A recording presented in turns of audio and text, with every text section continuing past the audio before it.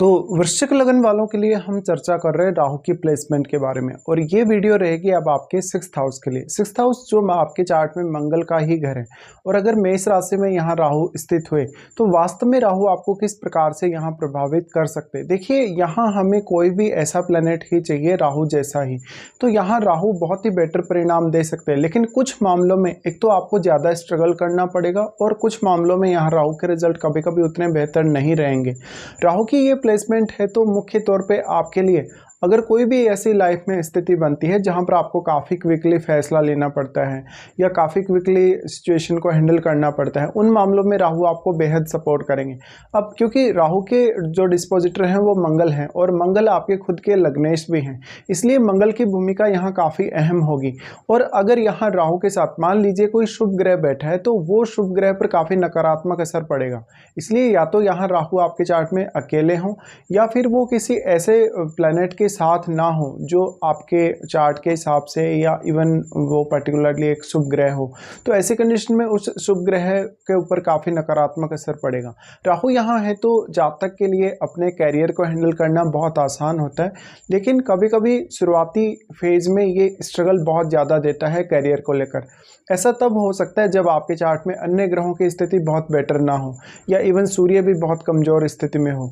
राहु यहाँ प्लेस्ड है तो राहु आपको फॉरेन में सेटल कर सकते हैं, फॉरेन टूर लगातार दे सकते हैं। ऐसा राहु मोस्टली जो बॉस हैं या जो कलीग्स हैं उनके साथ इश्यूज लाएगा।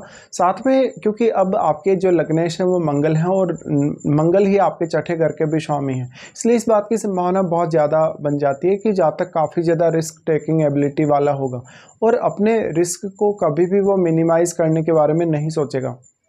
तो अक्सर आपसे यहाँ कुछ भी गलतियाँ होंगी, जैसे पैसे को लेके गलती हो गई, आपने कोई कर्ज वगैरह ले लिया या किसी से भी आप विवाद में पड़ गए, लड़ाई झगड़े में पड़ गए। अब यहाँ पे जो राहु की प्लेसमेंट है वो आपकी मैरिड लाइफ को भी काफ़ी डिस्टर्ब कर सकती है, क्योंकि हमेशा ये भाव का जो प्रभाव है वो बहुत ही स्ट्रांगली आपकी मानसिक स्थिति पर रहेगा। और वैसे की वैसी मानसिक स्थिति का सामना जब आप अपने पार्टनर के साथ बात करेंगे या उनके साथ इंटरेक्शन में आएंगे तब भी करेंगे। तो यहाँ राहु वास्तव में क्योंकि इस हाउस की क्वालिटीज़ को बढ़ाने का काम कर रहे हैं, इंक्रीज करने का काम कर रहे हैं, लेकिन राहु आपको यहाँ कितना भी ज़्यादा समस्या में अगर फंसा भी दें तो वो आपको इजीली निकाल भी देंगे। ऐसी कंडीशन में आपको ये देखना होगा कि आपका जॉब कितना ज़्यादा स्टेबल रह पाता है, आप जॉब से कितने ज़्यादा सेटिस्फाई रह पाते हैं, क्योंकि यहाँ पे सबसे मेजर ध्यान आपका आपके कैरियर पे होना चाहिए। अगर आप कैरियर को स्टेबल कर सके या एकदम अपने आप को कहीं ना कहीं कैरियर में स्टेबल कर सके तो ये बहुत ज़्यादा बेटर है। राहु की इस प्लेसमेंट की वजह से अक्सर कोई ना कोई उतार चढ़ाव आपकी लाइफ में आता ही रहेगा। अब आप देखिए राहु के साथ कोई अन्य ग्रह स्थित है या नहीं, क्योंकि जो भी अन्य ग्रह यहाँ स्थित होगा उस ग्रह से संबंधित आपकी अपेक्षाएं बहुत तीव्रता से बढ़ेंगी। और कहीं ना कहीं अब आपके चार्ट में वो ग्रह जिन जिन भावों का स्वामी है उन भावों के लिए जो आपका स्ट्रगल होगा वो काफ़ी ज़्यादा होगा शुरुआत में, लेकिन लेट एज में या थोड़ा लगभग जो 35 के एज है उसके बाद आप ज़्यादा बेटर परिणाम देख सकेंगे। ऐसा राहु जो होगा वो आपकी मैरिटल लाइफ पर काफ़ी नकारात्मक असर डाल सकते हैं, क्योंकि यहाँ आपके चार्ट में राहु एक्सपेक्ट करते हैं 12th हाउस को, और जो आपके 12th लॉर्ड हैं वही आपके 7th लॉर्ड भी हैं। ऐसी कंडीशन में अगर आपको मैरिड लाइफ काफ़ी बेटर चाहिए तो आपको अपने पार्टनर को भी पर्याप्त रूप से समय देना होगा। और साथ साथ में या तो आपके सप्तम भाव में कोई शुभ ग्रह बैठा हो या आपका शुक्र भी बहुत मजबूत स्थिति में हो, तब जरूर आप कुछ हद तक इन समस्याओं से बच सकते हैं। इस प्रकार का राहु बहुत ही ज़्यादा आप में पैशन लाएगा। पैशन लाने के साथ साथ अगर मंगल बहुत स्ट्रॉन्ग स्थिति में है चार्ट में तो कैरियर में वो सब आप हासिल करेंगे जो आप वास्तव में चाहते हैं पाना। यहाँ राहु की प्लेसमेंट है तो राहु एक्सपेक्ट करते हैं आपके 10th हाउस को। 10th हाउस को राहु एक्सपेक्ट करें तो मान सम्मान और पॉपुलैरिटी के लिए राहु आपको ऑब्सेशन देंगे। इसके साथ साथ अगर आप किसी अदर स्टेट में सेटल होते हैं या इवन अगर फॉरेन में सेटल होते हैं तो आप अपने करियर में बहुत ज़्यादा बेटर प्रदर्शन कर सकेंगे और हमेशा एक बहुत अच्छी स्थिति में होंगे करियर में, जहाँ पर आपके पास काफ़ी ज़्यादा अधिकार होंगे या आपके पास काफ़ी ज़्यादा पावर होगी। इस प्रकार का राहु आपको लीडरशिप के बहुत अच्छे क्वालिटीज़ देगा। और अगर मंगल से राहु का संबंध है तो इसकी संभावना और भी ज़्यादा बढ़ जाती है। लेकिन यहाँ जो अग्रेशन कहीं ना कहीं जो आपको देखने को मिल रहा है, जो फायर पावर आपको देखने को मिल रहे हैं, उसको आप कैसे हैंडल करते हैं। और साथ में चंद्रमा को जरूर देख लीजिएगा, क्योंकि आपकी मानसिक स्थिति को वास्तव में चंद्रमा ही दर्शाते हैं।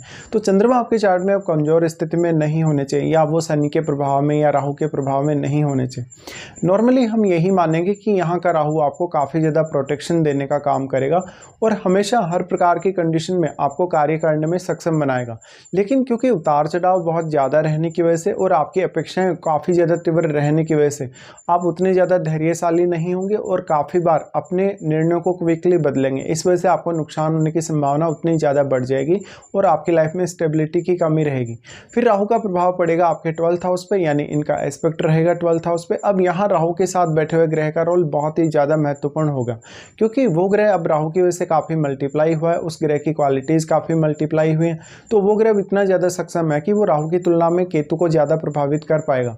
इसलिए आपको देखना होगा, यहाँ राहु का एस्पेक्ट भी वैसे तो 12th हाउस पे है, बट राहु और केतु के मध्य एक 180 डिग्री का जो फिक्स एंगल बना हुआ है, उसकी वजह से राहु उतना ही प्रभाव डाल सकते हैं जितना वो एंगल है ऐसी कंडीशन में। लेकिन राहु के साथ बैठा हुआ ग्रह राहु की क्वालिटीज़ की वजह से और भाव की क्वालिटीज़ की वजह से काफ़ी मल्टीप्लाई हुआ है और अब वो ग्रह इतना ज़्यादा सक्षम है कि केतु को तो वो प्रभावित कर ही सकेगा। इसके साथ साथ वो यहाँ केतु के साथ बैठे हुए ग्रह को भी उतना ही अधिक प्रभावित कर सकेगा।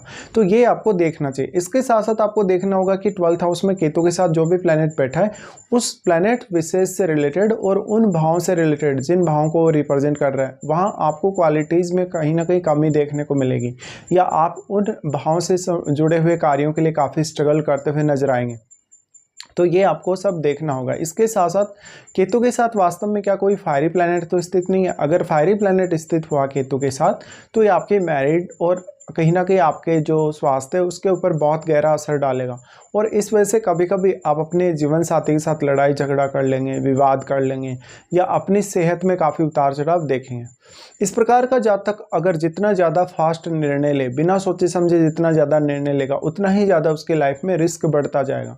फिर राहु का एस्पेक्ट रहेगा 2nd हाउस पे। 2nd हाउस पे कुछ हद तक आप ये एक्सपेक्ट कर सकते हैं राहु से कि वो आपको वाणी के मामले में काफ़ी प्रभावशाली बनाते हैं। लेकिन यहाँ राहु का प्रभाव है तो फैमिली से कभी भी जातक संतुष्ट नहीं रहता। फैमिली को लेकर कोई ना कोई समस्या जातक को बनी रहती है। जातक का वेल्थ एक्युमुलेट नहीं हो पाता क्योंकि उसके अंदर धैर्य नहीं है। धैर्य नहीं है तो इस वजह से वो जातक अपनी आर्थिक स्थिति में कोई ना कोई बदलाव लगातार करता रहेगा। ऐसा जातक अगर प्रॉपर्टी वगैरह में इन्वेस्टमेंट वगैरह करे या कोई भी इस प्रकार का इन्वेस्टमेंट करे, जैसे वो अपना कोई घर वगैरह खरीद रहा है, तो जातक उतना ज़्यादा स्टेबल नहीं रह पाता। उसको अक्सर अपना घर या तो छोड़ना पड़ेगा या किसी न किसी रीज़न से हो सकता है दोबारा से बेचना पड़े। तो अब आपको देखना होगा कि वास्तव में आपको राहु की महादशा है या नहीं। और अगर राहु की महादशा है और अगर आप उस समय कहीं ना कहीं अगर घर खरीदने का या कोई प्रॉपर्टी वगैरह खरीदने का विचार कर रहे हैं, तो आपको ये देखना होगा कि आप कहाँ सबसे ज़्यादा कंफर्टेबल और स्टेबल रह सकते हैं। और कैरियर के मामले में भी ये सब आपको विचार करना चाहिए। राहु का जो प्रभाव आपके 2nd हाउस पर पड़ रहा है, ऐसा राहु आपको काफ़ी सारे मल्टीपल इनकम सोर्सेज दे सकता है और काफ़ी हद तक आपको इनकम के मामले में प्रोटेक्ट करने की भी कोशिश करेगा। लेकिन जो आपको यहाँ एनर्जी मिल रही है, काफ़ी ज़्यादा जो फायर पावर मिल रही है, इसकी वजह से आपसे काफ़ी ज़्यादा गलतियाँ हो जाएंगी और उन गलतियों की वजह से ही आपको ज़्यादातर नुकसान होंगे। तो इस प्रकार के प्रभाव रहेंगे जब भी राहु आपके 6th हाउस में मेष राशि में स्थित हो।